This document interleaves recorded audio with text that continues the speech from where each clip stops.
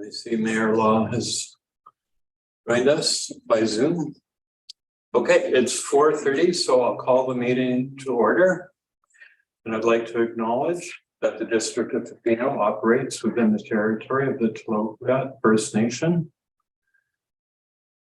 And notice to attendees that the meeting is being video recorded and will be published on the District of Tofino's YouTube channel.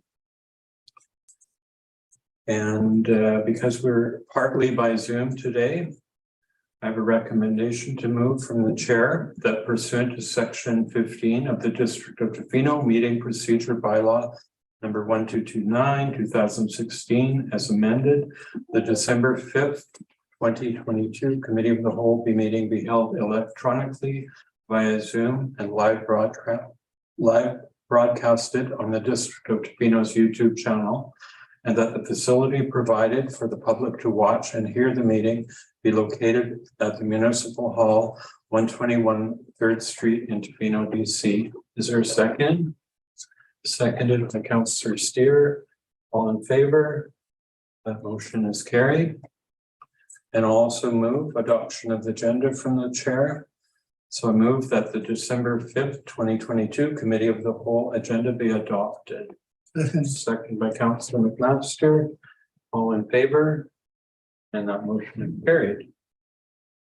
And we have the minutes of the Committee of the Whole of October 3rd for adoption. So I'll move from the chair that the minutes of the Committee of the Whole meeting held October 3rd, 2022 be adopted. Second again by Councillor McMaster. All in favor? So carried. And now we move to public comment on agenda items. Ms. Larson, have we got some people that would like to comment on agenda items today? Thank you, Chair Anderson. We do have one member of the public who's in the viewing gallery next door that would like to speak to an agenda item. But before I go get them, we also have members of the public in attendance via Zoom. So for those members, I'm going to call 3 times. And if you'd like to sign up for public comment period, you can just use the Q&A function, enter your name, your address, and which item you'd like to speak to. Calling once, calling twice, calling 3 times. All right, so no one signed up on Zoom, so I'll just go and grab Andrea Turner from the viewing gallery.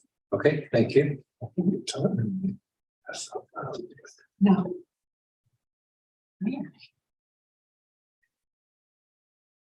Hello, welcome. Hello. And I believe you have 2 minutes to address council. Okay. I'm here to comment on 7.1, which is about the dogs on leash and the leash laws being enforced. And I just wanted to come and state, I guess, restate what I wrote in my email previously, which is that without having an off-leash option offered somewhere in our town and having a national park be a bordering piece of land, like there's nowhere for us to take our dogs off leash. And as somebody who's bought a home here and made this my home, I'm just really concerned by that, because it feels like there's nothing being provided for people like me who have a dog that is 5 years living here now, used to this kind of lifestyle. And I just don't see how it's, I guess, fair or considerate of locals who've become used to this lifestyle. And I think it's part of what makes Tofino what it is, which is not like a lot of other, resort municipality destination places. And I think that when we compare ourselves to other places like resort municipalities and look at their rules and how they operate, it's just not that it's like apples to oranges. We're not seeing ourselves through that lens, I don't think, because one of the things that makes it so special here is that, ability to live remotely and relatively freely and responsibly. And so I would suggest that we give people the opportunity to be responsible and maybe educate them instead of enforcing laws. If you have a badly behaved dog, you wouldn't take it to a dog park, so maybe don't take it to the beach. So I think it's an opportunity to give people the chance to be educated and to operate in respectful ways and still be able to really enjoy this place. Thank you very much.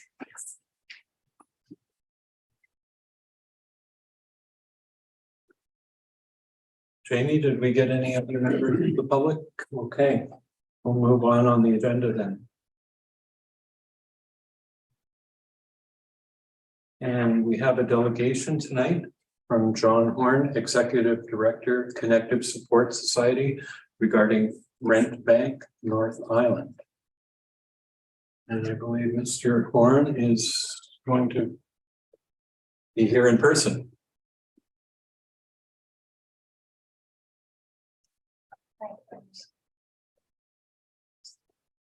Welcome, Mr. Horn. Thank you. I bought an entourage. Oh, okay.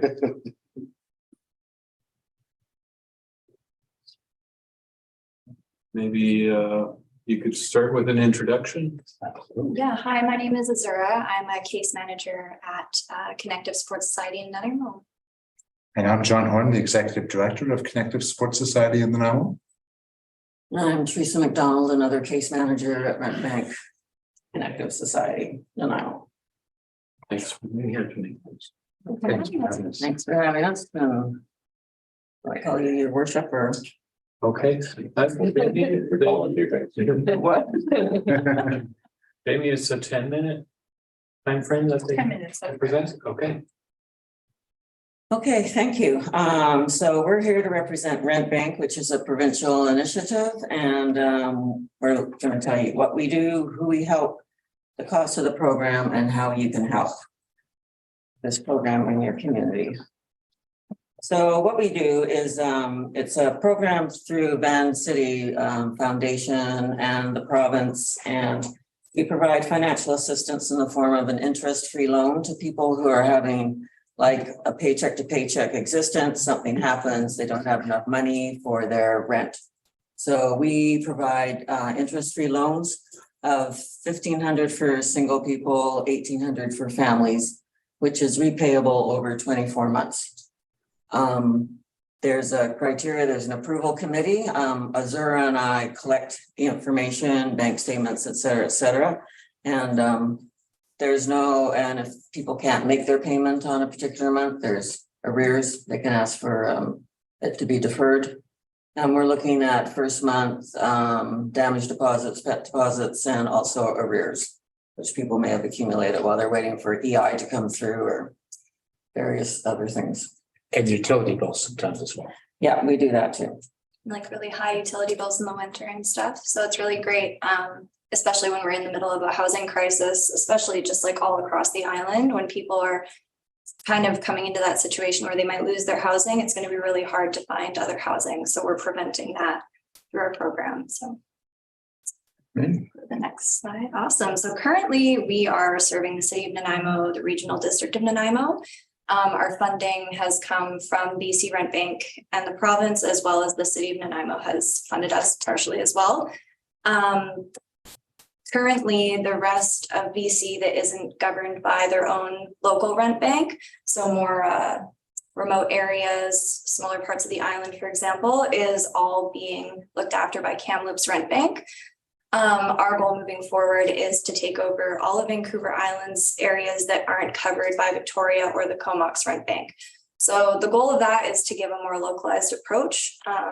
We understand the island, we're closer if in-person assistance is needed, and we can connect with local providers as well to provide services and connect people with services. So we're coming to you guys in the Tla-o-qui-aht district, the Alberni-Tla-o-qui-aht district as well. We're going to the Strathcona Regional District and the Mount Waddington Regional District, all the areas that lie in those regional districts. We're also asking like major municipal areas. Sorry, we're coming to tell them about our program and maybe spread awareness, because there is some awareness so far, but there could be more. If you go to the next slide, our goal also is to connect with those community partners. So today we were at the West Coast Resources, Community Resources down in Tofino. yeah, and just like letting them know about the program, connecting, providing our information and vice versa. So our goal is to do that all up and down the island so that we can offer the program there. And if we're taking over, then we're a little more localized than Kamloops in the interior, who doesn't really know what's going on the island. So yeah. So we just wanted to tell you a little bit about the financial side of this, and the program is really funded largely by the province, and Vancouver Foundation. And the loan capital we received to operate the rent bank in Nanaimo was provided by the city of Nanaimo. So you'll see there they gave us a total of $116,000 to serve both the regional district of Nanaimo and the city of Nanaimo. And our annual operating costs, which is our staffing and our administrative costs, et cetera, you'll see there about $66,000. If we intend to serve the rest of Vancouver Island, those costs go up a little bit by $32,000 for operating costs. And we probably need some more loan capital. What we've seen is when we go into communities, we make them aware of the rent bank. We do work with the local nonprofits and they begin to refer to us. Then the demand rises for those loans because people understand, oh, I can get one of those rent bank loans. So our capital requirements would go up as well. So really, in order to serve the rest of the island, if we are successful in bringing the program into all these communities and raising the awareness, there will be additional costs. BC government and the Van City Foundation have agreed to support this work, but they've asked us to approach local governments and other partners to see if they can contribute to the work. And largely it would be still funded by BC Rent Bank and the Van City folks, but they are looking for that little bit of a local contribution so they can really further the goals of the rent bank, which is to meet the needs of communities like Tofino's and Coolidge. So ultimately what we're coming to do, and we've done this with each of the regional districts and the municipalities we've spoken to, is we're looking for a contribution of annually of about $10,000. So if you do the math with 4 regional districts in this various municipalities, it's not quite enough to run and operate a full-fledged rent bank for your community, but it is a contribution towards those costs. And so the goal with the rent bank is to continue operating into the foreseeable future. Our understanding from the province of British Columbia is that they intended to continue to support the rent bank function. And same thing with the Van City Foundation. And as far as the city of Nanaimo is concerned, they're looking into their budget this year to continue their support for our work as with the regional district. So we expect to operate the rent bank for many years into the future. And what we're looking then is to have an annualized contribution from communities that will sustain us year after year as we provide this service.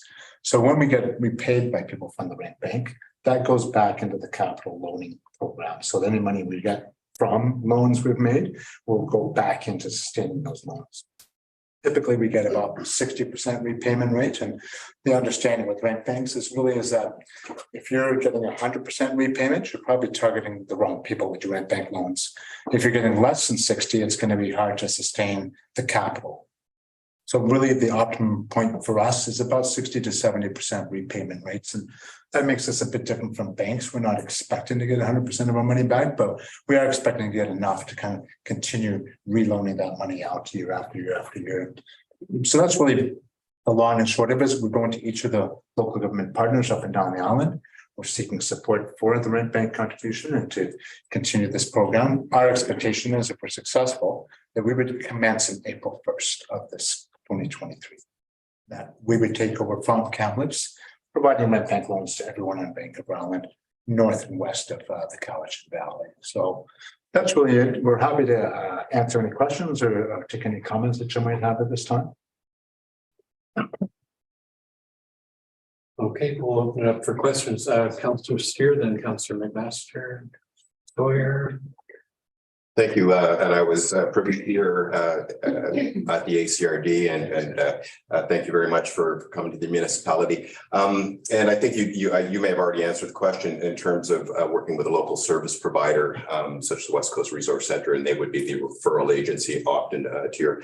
I just did want to point out that through the ACRD, I believe there was a contribution that was being brought forward through the budget process there, and just so that there's an understanding from your group that we do contribute to the ACRD. There are requisitions, so part of that contribution will be coming from the municipalities themselves, just so that there is an understanding that that there is a connection between those two for sure. And once again, I just wanted to really thank you for the presentation and bringing this awareness to the communities. We figured as such, and it doesn't hurt to come and visit your community and let you know that we're intending to do this work, and that I know that there's some regional districts, everyone contributes and they'll make a contribution. And other places, the municipalities will also contribute like Nanaimo does, So our goal is not only to ask everybody, but also just to come and put our faces to your names, and to say, we intend to do the work in your community. We want to come up and say hello to you and just check in that sense, because we're not far away people. We're on the island like yourselves, and we want to have that good, close working relationship with both the agencies in town, but of course as well. So part of it's just to show our faces and tell you that we live here too, right? So Thank you very much. Okay, Councillor McMaster.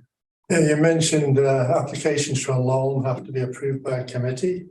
How long does it take for approval? Because typically people want it now, don't they? Yeah, but typically for us, it can, couple of weeks.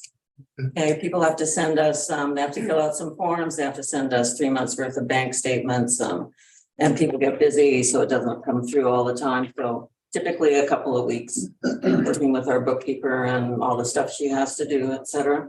And if people can get their stuff in order really quickly, we can process things quickly. It's been pretty busy lately, but I know there are a lot of barriers, either like technologically or just in terms of applications and that kind of stuff. So we do try to work with clients if there are barriers in getting those things processed properly, or connecting them with resources that could help them in that process as well, so that it can be sped along a little bit. Also, we liaise with landlords, and if they know that their renter person is working with us, they'll hold off a little bit on eviction notices, et cetera. Thank you. as we expand, by the way, we will make our processes more efficient, because right now we're handling the NIMO in the regional district. But if we choose to handle a larger volume, we're going to have to get more efficient about how we move those files forward. So I think we'll be able to shorten those timelines as we go forward. That's the intent of the operation. Okay, Councillor Sawyer. Well, thanks for coming. It's, really good information to hear, as a renter and as someone who's, been a younger renter too, especially in big cities. When you're from a small town, it can, all it takes is a few bits of bad luck, and it can be really hard for people. I was wondering what rate of applicants you are able to help out. Like, what's the percentage of applicants they're able to be served versus a wait list? I will say that some applicants get turned down for various reasons. Either they're not eligible for the funding, they perhaps make too much money, or various reasons. So there is a no list that appears, and that's, I don't know what the percentage would be. Maybe my staff could comment on that. But generally, we don't have a wait list as much as just we try to reach everybody as soon as possible. So if somebody does apply, there's an online pre-application that they fill out. Mandated, we're supposed to get back to them within 2 business days. So that's the initial point of contact.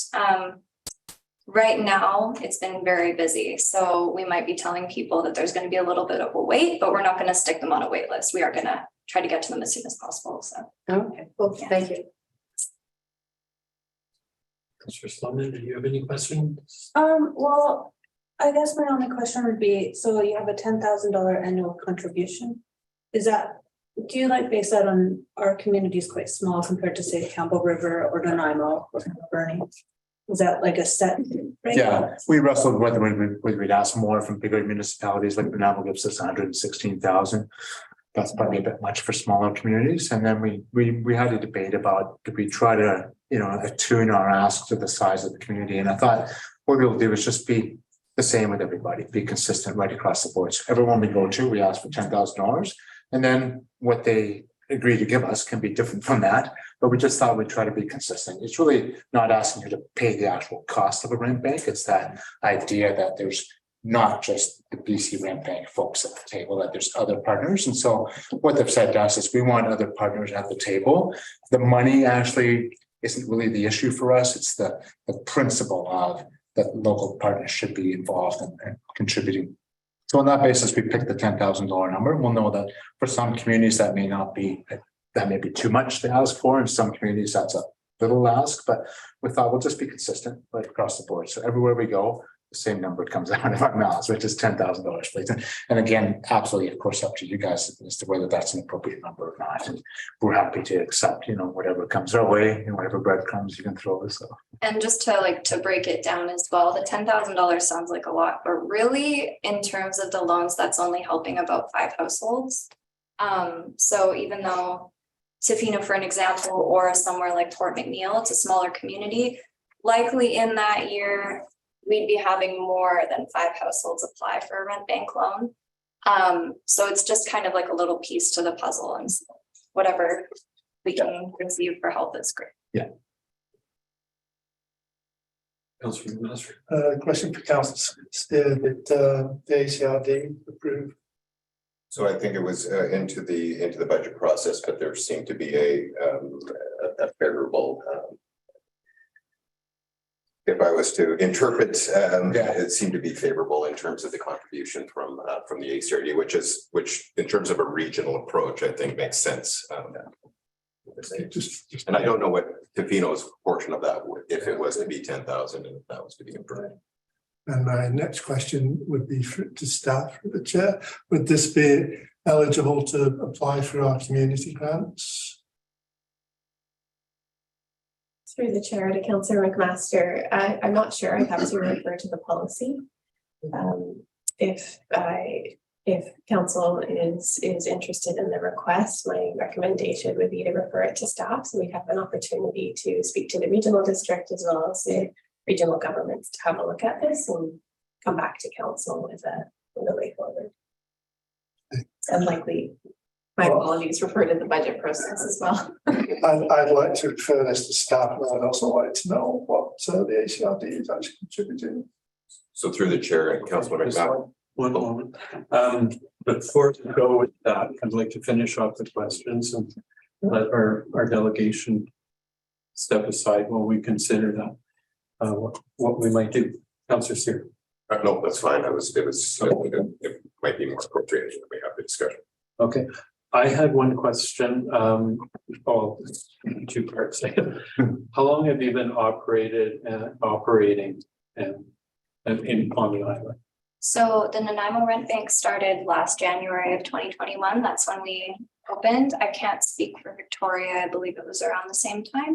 BC Rent Bank itself, I believe, started in 2020.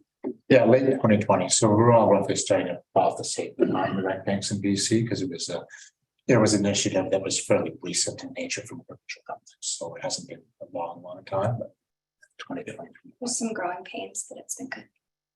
And your governance structure, are you a nonprofit society? Yeah, You're audited and. Yeah. Formerly we were the Nanaimo Region John Howard Society, you might know that name. Yeah. And we changed our name to Connective Support Society, but we're a fully fledged charitable enterprise with a board of directors and approximately 44 staff and an annual budget of $78 million, somewhere in that range. So we have a variety of programs and services we offer. We've been running since 1958, just so. Okay. Yeah. And if you did contribute, we send out quarterly reports so that you would know what's happening, where, how many loans in your region, that sort of thing. Yeah. Question I always ask. We are real. Okay, if there's no further questions, I'll let you step aside while council considers your request. Thanks for the chance to come and speak today, and thanks for the opportunity to visit your lovely town. Appreciate that. Thank you so Enjoy much. it. Thank you. Okay, I guess I'll turn to Councillor McMaster to possibly make a motion based on that. I mean, what would depend on how much ACRD contributes and what our portion would be, because I mean, generally, I would be in support of Tofino contributing $10,000. So if our portion of the ACRD contribution was $10,000, I don't need to go any further. Right, the request from the rent bank was for 10,000 through the ACRD, and then I think maybe within the motion referring to staff, they would, I'll look to our CAO, they would be, I suspect, having a conversation with the ACRD to see what that may have looked like and what our contribution to that 10,000 would be based on whatever criteria they'll be using. If it was referred to staff, you would look into that. So. Okay, I'll make a motion that staff investigate whether the rent bank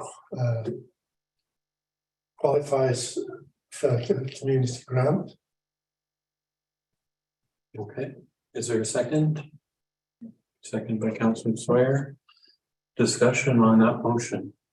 Yeah, and I don't, would that be enough information for staff specific to the council grant, or did we want to look at also, would that be enough information to be looking to the ACRD to see what contribution would be going forward?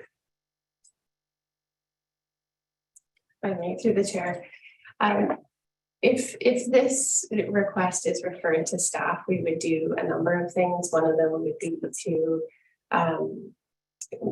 have a look at this request along with all the other requests that are coming throughout the year and bring it back through the budget process. When we bring those items forward, we propose some options for funding. And we'd also have conversations with the regional district to see what the contribution might be through the regional district, as well as the District of Tofino and other municipalities in the region. And then we'd be able to provide more information likely at the January or February budget meeting. So council can make a more informed decision. So we keep it on the table for further discussion and refer to budget and etc.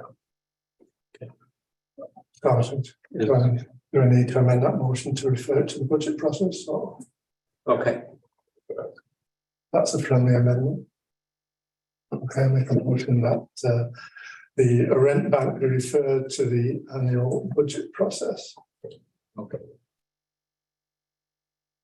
Second, okay. I'm just checking, going to check with Ms. Larson. So you have a cleaner motion now just to refer to budget process. Okay, Yep, I think that's great. great. Discussion on that motion. Okay, all in favor? Motion is carried. Speak up, Mayor Law, if I'm missing you. Because I keep forgetting to look up at your tiny little picture on this. I'm having all my questions answered as we go. If I have any more, then I can bring them up in the budget process. Okay, thank you. Okay, we'll move on the agenda. Item 7.1 is a number of correspondence that council has received. All have been referred to committee of the whole for a discussion on dog leashing and enforcement and all issues around potential dog park, dogs on beaches. And I'm going to suggest that we reserve any of the discussion on this to the presentation and report that we are looking at. The next item on, or pardon me, 2 items down the list, 8.2, and we can have a fulsome discussion at that point. Okay. Do we need a motion to receive these correspondence, or they've already been received? Okay. So I'd like to thank everyone for the input around the issue. There's a lot of ideas that were presented in various letters and different standpoints around the issue. So thanks to all those that took the time to help inform council on the issue. So I'll move on the agenda to item 8.1, and this is the wastewater treatment plant project update. And we have a verbal report from Infrastructure and Public Works, Mr. Kirkland. Welcome. Thank you, Mayor and Council. And good evening.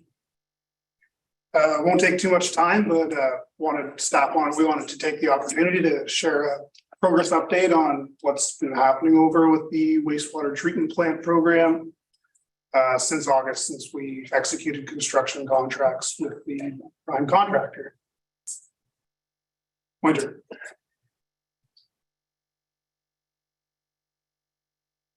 Thank you. Sorry, Mr. Kirkland, would you mind giving me a moment? It's just frozen on the screen that is actually going to be recording to Zoom. I'm going to try that again.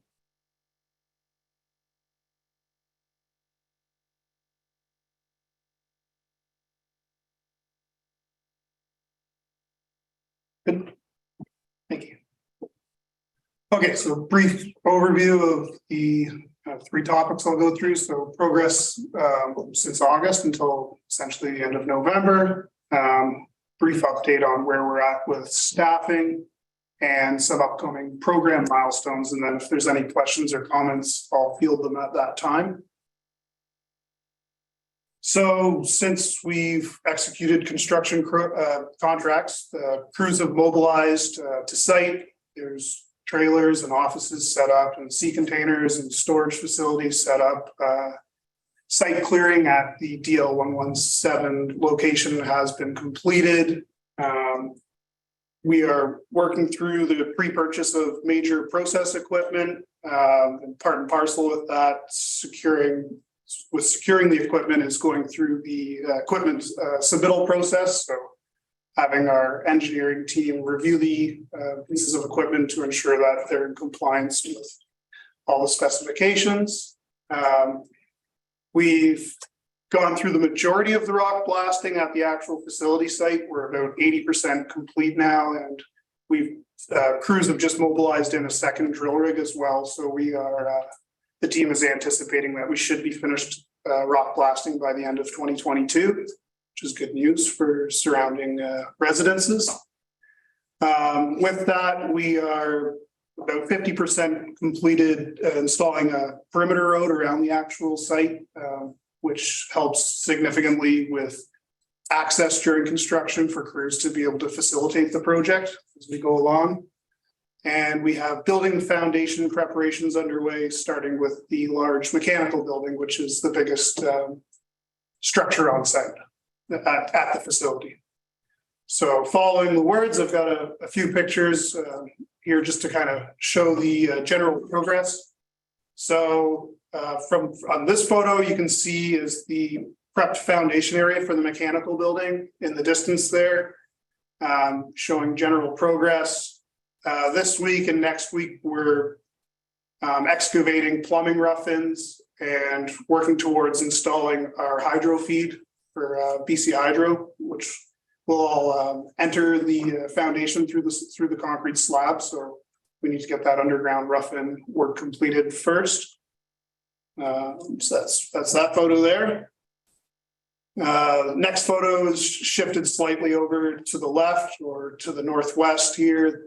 In the direct vicinity here, you're looking towards where the future headworks facility will be installed, the headworks building. That'll take the brunt of the raw sewage and remove all of the solids out of our liquid waste. And just further along in the corner in the little pocket there by the access road, that is where the large equalization tank will be. And this photo is the progress on the site perimeter road. So constructing this road first, as I indicated previously, allows for significant ease in construction for staging materials and equipment as we go into the middle to construct the facility. So moving forward into our program staffing, staff are currently drafting job descriptions for the additional utilities staff that is going to be required to operate the facility once it once commissioning is completed. We are tracking posting the positions to the job market early 2023. And we are also engaging with the environmental operators certification program to look into other means and methods of further developing the utility staff that we have on hand today.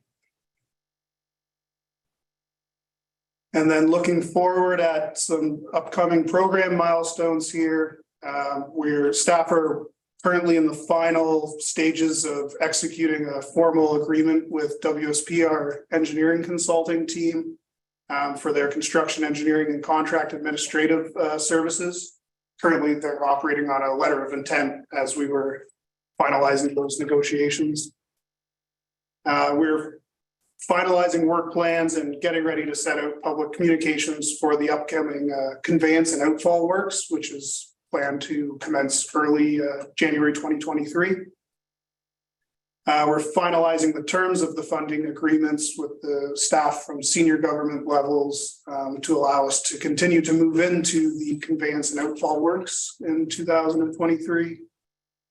And Upcoming in January 2023, the plan is to mobilize construction crews and initiate the conveyance works, which will be starting down at the First Street dock location and then progressing up, turning the corner, coming down Main Street and continuing on to progress the influent conveyance lines towards the wastewater treatment plant facility. And I just wanted to take a little bit of a time to thank all the people. I'm not going to name individual organizations or anything for fear of missing out, but just to thank every single person that's been involved in this project over the years, because without all of the hard work from everybody, we wouldn't be at a position where we are right now as a community as well. And if there's any questions or comments, tried to keep it pretty short and sweet with my presentation, but if anyone has any questions or comments, just open the floor for the chair now. It's exciting to see the progress. It's happening really quickly, it seems. Comments? Councillor Steer. Well, this is really exciting. I mean, I think everybody in the room is like, this is beyond work really in so many ways. I did really want to thank you for this because the communication aspect of this is going to be key and the excitement of it to keep that momentum building. But just a maybe question around in terms of the disruptions that'll be for the conveyance starting at early in the year. That I think we briefly talked in our tour about the communication process for that and try to limit those disruptions, especially there's a lot of emergency service vehicles that access that area. Is there been progress in that area in terms of the communication and the interoperability with all the different user groups? Through the chair will be, as we progress with work plans and the contracting teams develop things such as traffic management plans, so on and so forth. To speak to like our EMS and our fire department, we'll ensure that we're reviewing those plans in collaboration with all those essential services to ensure that if there's any comments that the feedback can be shared and then incorporated into the final plans. And then just to, as I believe what you're alluding to, just to ensure that we always have uninterrupted access down to those locations.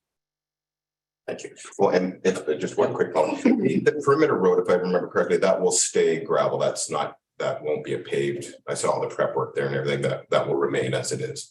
Yeah, through the chair, that's going to remain gravel. That was a part of the value engineering efforts, removing the asphalt from those locations. Yeah. Any further questions or comments? Okay, hearing none, I'll thank you for that update. Thank you. Have a great evening.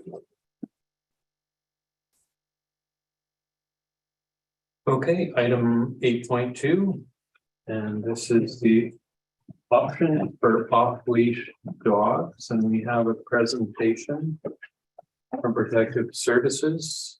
Welcome, Mr. Baker. Thank you. Good evening, Mayor and Council. Just take a moment here, but we are here to talk about options for off-leash dogs tonight. Passionate subject for many.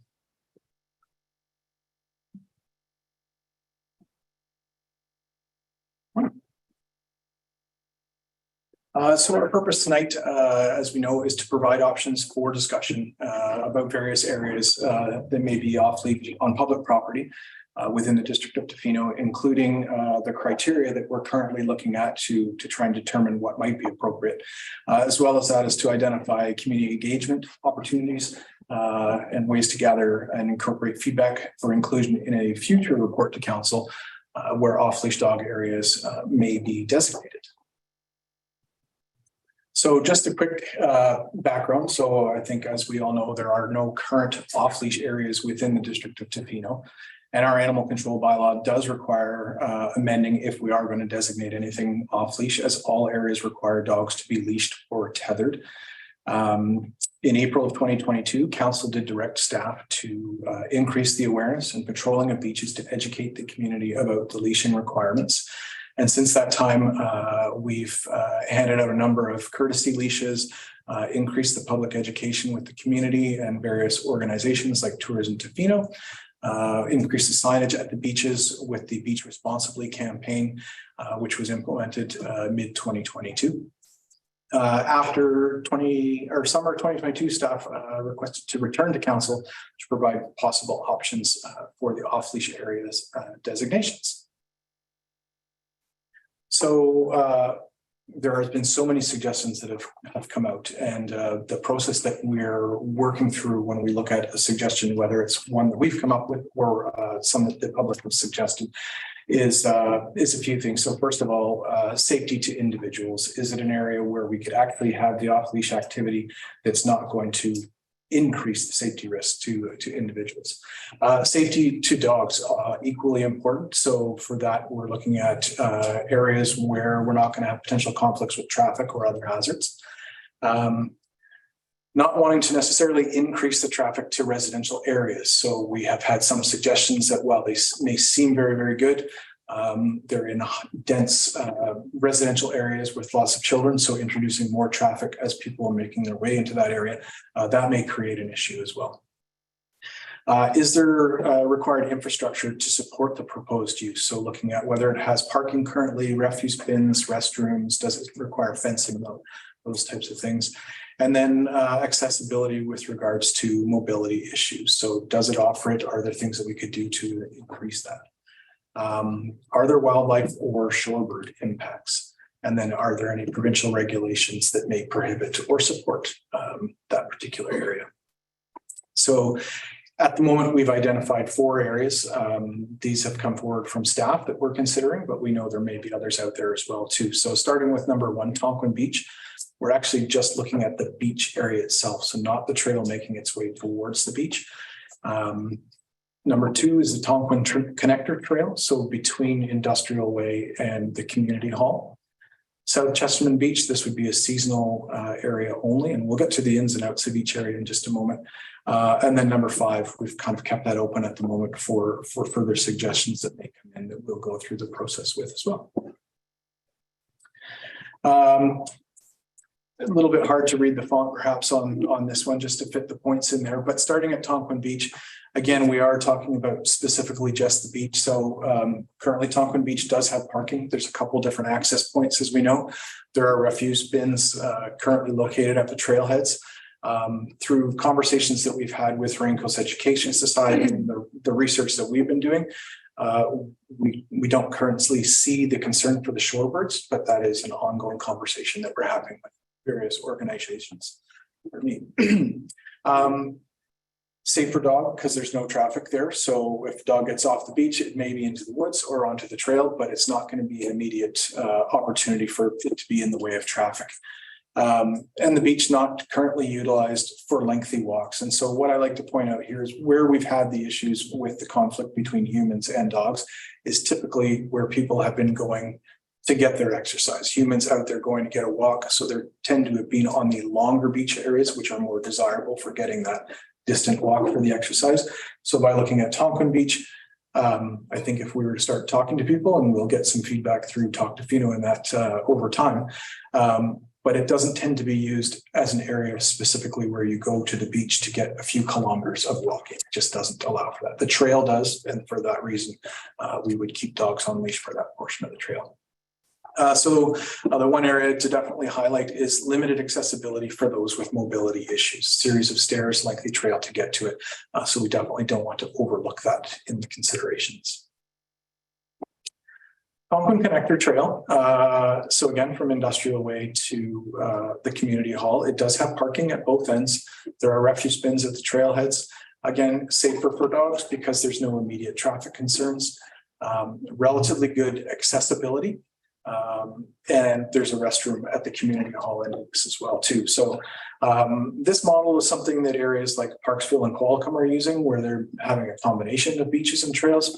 What I do like about this portion of the trail compared to the Tonquin Trail is with this one being usable for bicycles as well too. It has some different features. It's a bit more open. The sight lines are better. The trail itself is wider. It's got a better grading to it.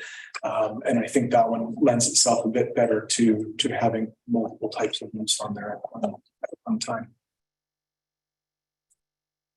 A Centennial Park, so this is just an example. It could go in a slightly different location, but we've looked at this one as being a possible sort of more traditional fenced-in off-leash dog area. Currently running parallel to the path, there is a smaller section. It is smaller. It's not a great space. Great as its size.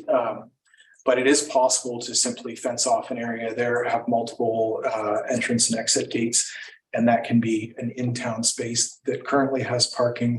There's refuse bins. It gets used already. You'll often see people that will go to the park with small children and let the dogs off at the same time. So it's a way to combine, again, a couple of uses, but keeping it safe by fencing it keeps the dogs out of the immediate concern for the traffic as well too.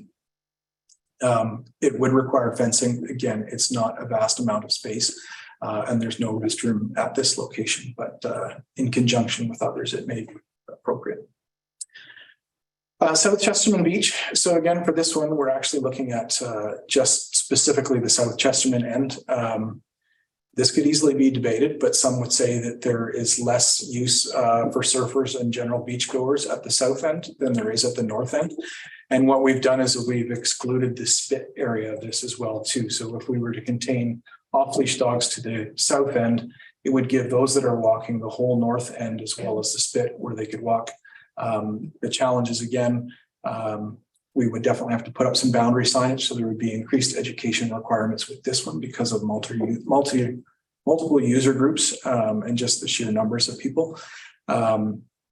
Accessibility for mobility issues could be improved a little bit. And that's something that can be discussed if it moves forward.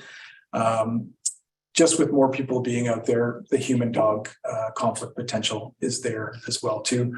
And then one of the bigger pieces that stands out with this would be the shorebirds as well too. So for that reason, we've looked at it as being a seasonal option. Depending on what the season actually is, that's still up for much conversation, but get to that one as well. And then our recommendation at this time is that the committee recommend to council that staff be directed to undertake community engagement regarding options for off-leash dog areas in Tofino and create opportunities for public feedback to help determine the most appropriate locations. Okay, and Director of Community Services has comment as well. Thank you, Chief Baker. I wanted to acknowledge the number of letters that council has received on this issue with varying perspectives. And I think there's generally good support for one or more, and I would suggest it probably is more than one off-leash dog location. And there's probably no 100% right answer on this. There's no perfect location. But that we do need to consider any proposed locations quite carefully by taking a public space out of service for the public and identifying it as an off-leash area. We are to some extent sterilizing that space for the general public. And I think local beaches do have real constraints around shorebird migration. And we have been in touch with our colleagues at the province around what that might look like in terms of, leashing at certain times of the year, but perhaps being able to be off-leash at other times of the year. Excuse me. I'd also suggest that this might be something where we want to enter into a bit of a pilot project where, maybe this is something that we try for 2023 or we try for a year and see how that goes. And we can collect feedback from the community on, what worked and what didn't, and perhaps tinker with that over time. And so as Chief Baker explained, staff would like the opportunity to more formally engage with the public on a number of locations. Other locations may be suggested as well, and come back to council in the new year with some recommendations. Okay, thank you. I guess first we'll go to questions for Mr. Baker or for staff. Councillor McMaster. Just wondered why Mackenzie didn't make the list, because I know a lot of people take the dogs down to Mackenzie Beach. Yeah, Mackenzie Beach is probably the most highly used of the beaches, just with sheer numbers of people. And I think when you look at the letter writers as well too, that's been brought up by a number of people that it has the highest number of resorts, campgrounds, and that. So just automatically, it has so much potential for things to to go the direction that we're trying to move away from. So that was probably the biggest reason, is to try and spread it out into areas that are not getting used as much. Councillor Sloman. Yes, thank you for your report. It was great. I was wondering quite a few of the letter writers wrote about their support of time slots. Would that be something that through your staff would be able to support? Like, would that be too difficult? Time is extremely challenging for a number of reasons. People have to be willing to commit to a specific time, and I think we could all agree that there's no one time that's going to work for everybody, and so there's always going to be some challenges with that. Staffing wise, it's going to be really, really difficult to enforce for specific times, just because of the nature of everything else that's going on. So it's definitely much easier to support something that is just very clear. It's either allowed or it's not. Seasonal makes it has its own challenges, but it's much easier to do a seasonal opening or closure than it is a couple of different times throughout the day. Those can be very challenging for the public to understand, visitors to understand. I think it's just time parking is a perfect example of all the challenges that will just be the same on the beaches. Okay, I'm going to go to Mayor Law next. I see that there's a hand up there, and then we'll just move down the table. Thank you, Chair. Just actually a couple comments. I do agree with Ms. Fremont about a pilot project. I did read that Kelowna did a pilot project, and it was instrumental in helping them move ahead in a good direction. So I think that's a good idea. I noticed there one of the things I would look at is cost as well. If we're going to fence an area, if that's an option, then I think it would be good to understand the cost of each option and who is going to bear those costs. Would be a good thing for me to look at. And just one comment from me, Chief Baker, is that I've been here a couple decades, and it's my experience that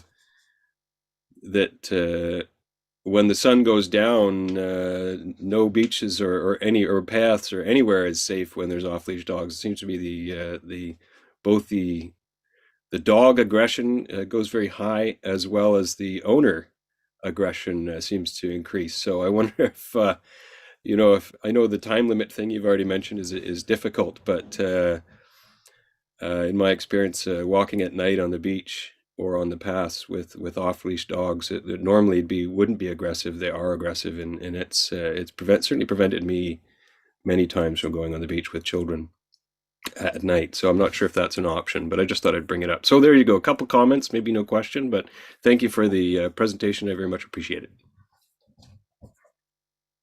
Do you have any response? I would be inclined to agree with that statement about nighttime, and I do think that there can be perhaps increased aggression as dogs are becoming protective as the environment changes.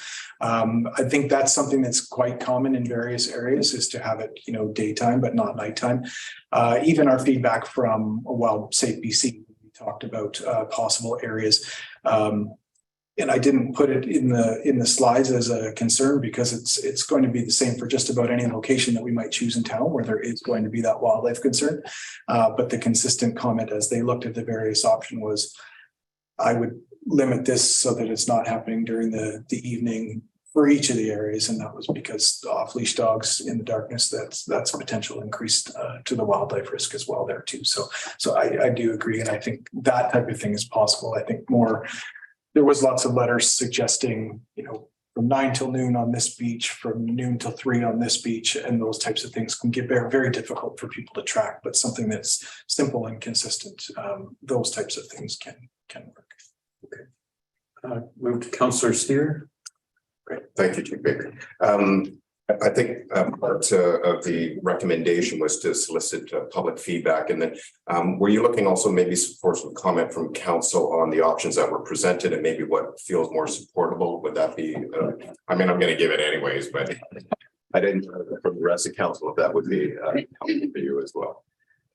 We would love to hear from council, whether it be now or later on. I think the goal is to go through with Talk Tofino, where people have an opportunity to look at it with some of the information, post some comments, possibly suggest additional places that we haven't thought of, as well as an open house where we can actually have the chance to meet face to face with people, because I know there's a lot of concern, and some people may not want to go online, but may want to come in and let me know directly what they think about their option versus some of the others.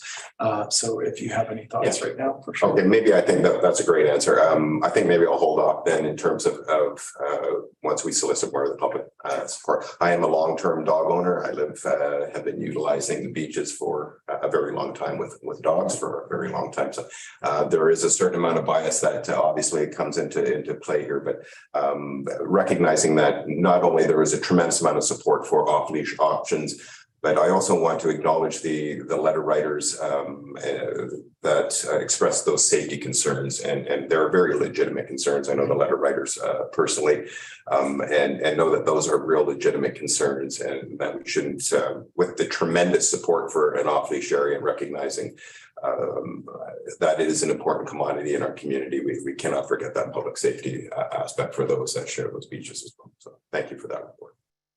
Okay, thanks. Councillor Sawyer. Yeah, thank you, through the chair.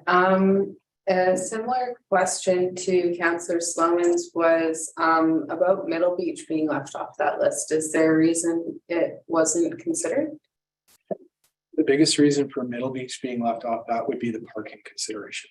We don't actually have public parking for Middle Beach itself. So that would again be, we would be creating a situation would possibly put people in conflict with the resort operations over there because they have the parking spaces over there. So even though through the chair, it's in a similar situation to Tonquin where it is accessed through the Tonquin trails. Yep. Which do, once construction's done and everything. I'm only bringing it up because as a former dog owner of a dog that would both run away, I knew exactly where I could walk her off leash and she wouldn't run to any houses. I knew very well which beaches in town, and Tonquin is one of those, which is why I was happy to hear about it. But also acknowledging the letter writers, she was a small dog and she got attacked while on leash multiple times, especially on the trails where it's narrower and you're being forced to pass people. So yeah, I get all the concerns there on both sides, both being able to let your dogs off leash. And if you have a dog, you know, it's not always human safety concerns. Some people have dogs who are in as much danger from other dogs as well. So thanks, I'm looking forward to that. Okay, Councillor Steer again. Well, I know it might sound, I just have to bring it up because there was a gentleman who probably is well known here that also used to walk chickens on the beach, but they were always leashed. I would just say that, so that shouldn't be a concern. But anyways, sorry. Great chair. An interesting fact. Yes. Okay. My comments, I'm very much in support of the process laid out and suggested in the recommendation. I also am in support of more than one location, I think, ultimately. So those kind of conflicts where maybe a dog is not as safe on a trail, but might be more safe on a beach, then there's options for dog owners as well. And overall, I think that could reduce conflict even more. My other questions about other beaches not being considered have been answered. And they may come back into the discussion during the public process, I imagine. So what's been brought forward so far by staff, I think is the best guess at what the best options are and best guess at those. But I don't think it's necessarily limited to those options as we go through the process. I guess another question that came up, could we probably do this within 3-4 months and have something available, well, or maybe 4 or 5 months and have some idea, where we'd be at for going into the season?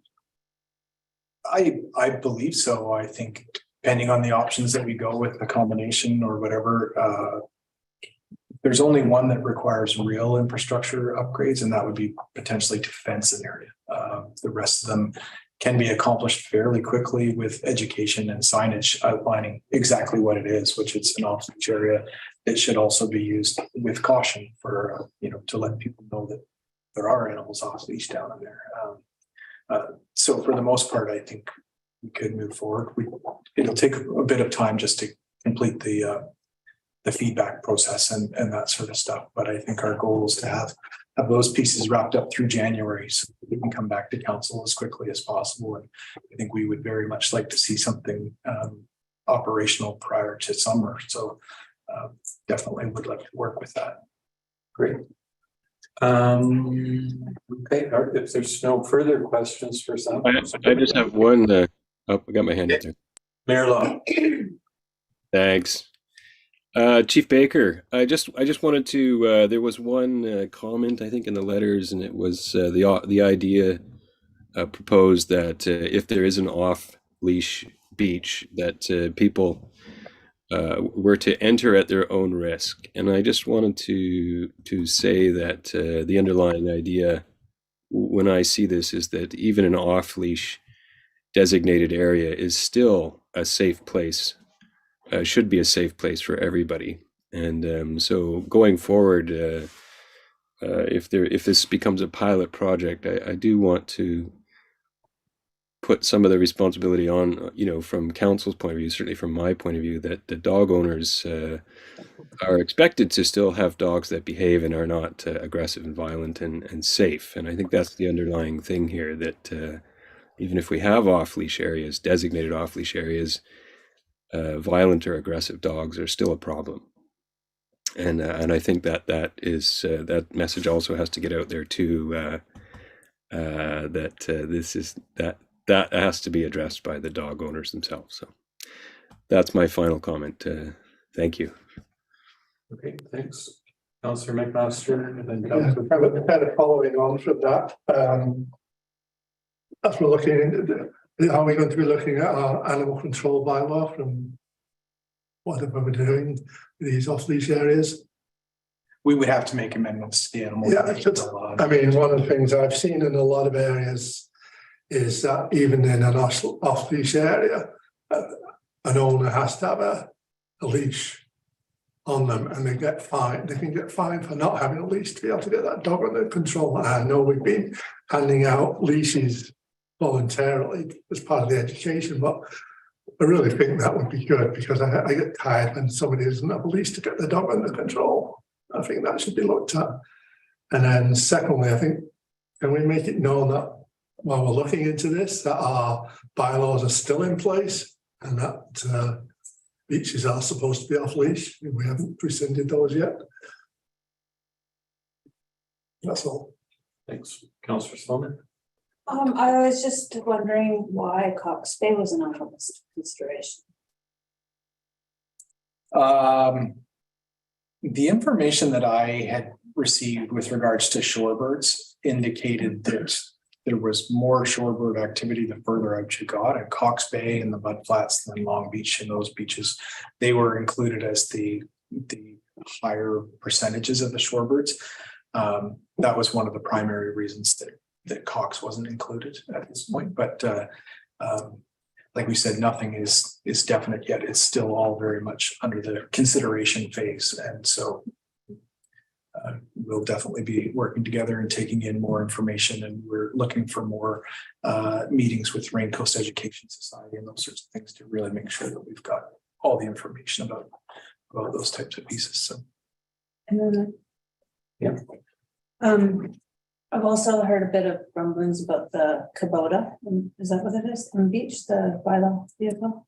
There's a Kubota. There's also a different one as well too, the Polaris one. So with these increased like dog off leash areas, do you think there'd be more Kubota activity? Or generally we tend to utilize that piece of equipment in the evening where there's so much more activity that requires oversight and so much area to cover, that the Kubota allows for more coverage, faster coverage, and some safety for the officers.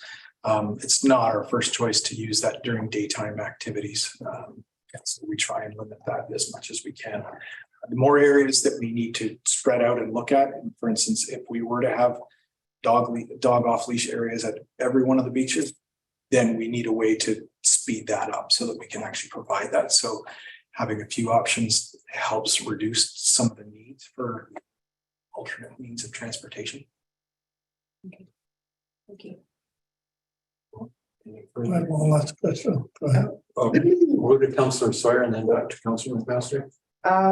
This is something, maybe just a comment of interest for when we're doing the public feedback on the options, is that I've lived in some places that had specifically designated, they had big dog parks where there's always lots of dogs running around. And then there was always the less desirable, smaller dog parks, but that they had signage for larger aggressive dogs. And so they were for people who maybe had a super reactive dog, but that totally loved to go play fetch. And so that they too had a space where they were able to go play fetch with their dog. And the signage was very clear. You knew that if there's someone else there, unless you knew them very well, you were not going to go in there with your dog. And maybe that's something we could look at with public feedback to see if we have multiple options. If a fenced area, like something at Centennial, could be offered, just because there may be some members of the public who'd say, look, my dog will go crazy if he sees another dog chasing the ball, but I still want to be able to play fetch with them. So something like that might be interesting to find. Crazy dog park. Well, I think they labeled them unfriendly dog park, but yeah, basically. Okay. The weird dog park.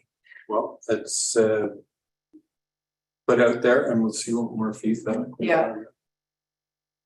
Councillor McMaster. This is probably through the chair to staff. I've never quite understood the area of land behind Solwood that we often refer to as parkland. I mean, is that a possibility for? I mean, I don't even know how big it is. Through the chair to Councillor McMaster, that is a parcel of parkland. It's not fenced in any way. It has not been developed. I believe it is quite swampy, but it's certainly something that could be looked at. Okay, that's all. Okay. If there's no further questions or comments for staff, we will move to looking at the recommendation, perhaps. Make that recommendation that the committee of the whole recommend to council that staff be directed to undertake community engagement regarding options for off-leash areas, dog areas in Tofino, and create opportunities for public feedback to help determine the most appropriate location, or plural. Okay. Second by Councillor McMaster. Any further comments? I'm not sure if this would dilute the process, but I'm wondering, while we're talking about going through a public process, if we can sort of educate people a little bit about fires and fireworks as well, or would that kind of change the focus, just beach use in general?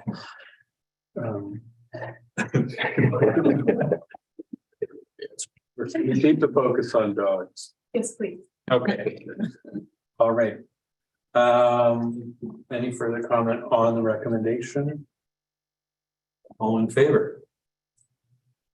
Motion is carried. Okay, thanks to staff for their work on that.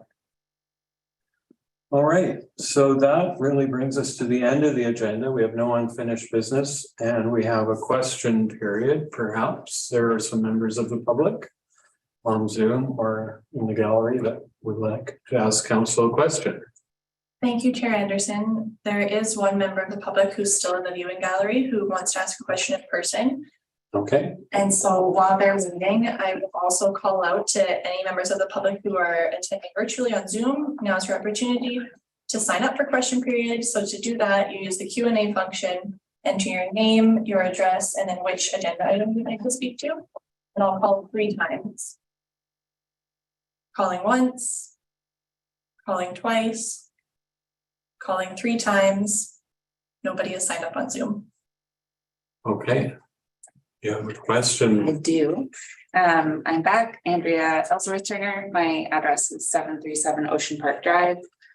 And I guess my questions plural are around the presented recommendations for the dogs. And a couple of the questions that came to mind were the consideration of a small space like Tonquin Beach accommodating all of the dogs that live in Tofino. Feels like a small space, and that feels like you're potentially setting yourself up for more conflict. So is there a potential plan if that is the case, or if there is, you know, like restricted areas, what the volume of activity looks like if everyone's there at the same time? How would we accommodate that? I think other question was with the options like up multiple areas or, you know, certain beaches and designated times. Was there a consideration of just an increased education and awareness by bylaw to maybe provide guidance when on the beach there's a bad dog behaving poorly, that they could maybe receive a ticket if you don't put your dog on a leash? And so it's like a behavioral thing. So my, I guess, question or suggestion was to consider like an education or awareness bylaw presence, potentially in addition to an off-leash area. So those were my 2 questions to, I guess, put forward. Okay. I think that will all come out during the public process. Yeah. I think bylaw already has been focusing around education and awareness about the bylaw and about leash safety. And I think is always sort of the first step. That's what we hear from staff anyways, that the ticketing and legal approaches are sort of the last resort. So maybe I'll turn to Council or Mr. Baker. And would you agree with that? That's the generally the approach to all our bylaws is? Yeah, absolutely. Voluntary compliance is the primary objective with all bylaws. And so it starts out with education, whether that's through the websites, through all the time spent on the beaches throughout the summer, the number of people that have received leashes that didn't have one with them. And that education was about the bylaw as it stands right now, which is and has been, I think, since it was written in 2008, that leashes are required. And so that's what that education has been focused on this year. Now working towards new possibilities in that, and so we'll start the process of education around new options, but that's what it has been. And then your other question about possibly just one area being picked and it becoming sort of too densely used by dog owners. I think that's more just good input for the whole process that we're going into here. Like even the daytime suggestions of people who've put forward recommendations around times of day, it's like it still will increase volume likely because people won't disperse themselves as freely. But looking at Tonquin, I think also looking at some of the criteria like length of walk, you know, being like that people are looking to get exercise, like that to me is why I walk north, because it gives my dog the most exercise. So the shorter beaches feel more like you're going to end up with dog conflict in my mind. Okay, Mayor Law, did you have a comment as well on the question? Nope. Oh, no. Ms. Lawson? I just wanted to let you know that there actually was a member of the public that signed up electronically. On the Zoom?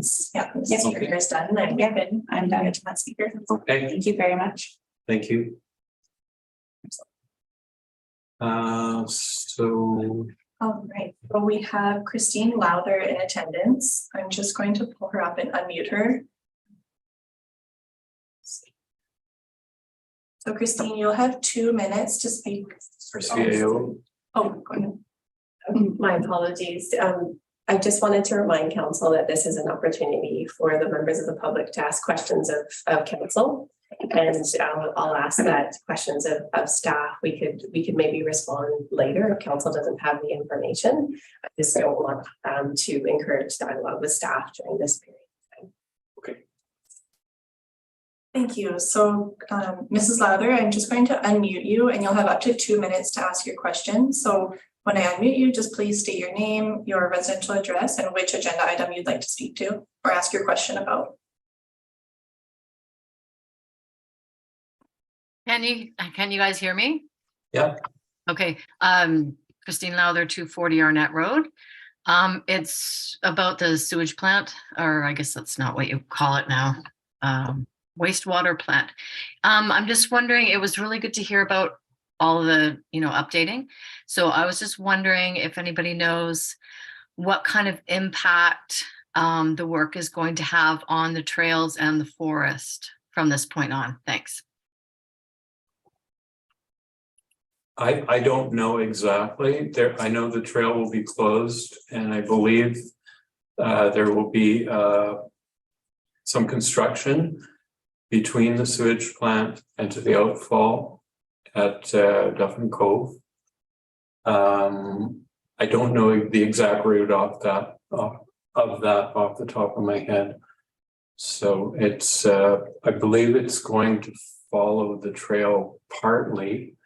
Because when we put the trail in, it was recognized that would be eventually become a utility corridor, anticipating the wastewater treatment plant being there and access needed down to Duffin Cove. There may be places where it deviates from the path though, and I would have to get back to you for a full answer on that. Thank you. Councillor Anderson, staff can reach out to Ms. Lowther and provide that information. Okay, did you catch that, Christine? Yeah. Staff can reach out to you with a better answer on those impacts. Okay, thanks. That's the connected trail, the same connected trail we were talking about, making it for dogs. Special trail for dogs, but okay, so this a little bit confusing, but yeah, no, I knew that about the trail. I was just seeing if like tons of the forest is going to be coming down for it, which I don't think, but it's always good to check in. So okay. Thank you. Thanks for your question. And I believe that brings us to the end, unless there's more people that have signed up. Okay. We'll look for a motion to adjourn then. Moved by Councillor McMaster. Second by Councillor Steer. Anyone opposed? No one's opposed, so we're adjourned. Thank you, everyone. Thanks, everybody.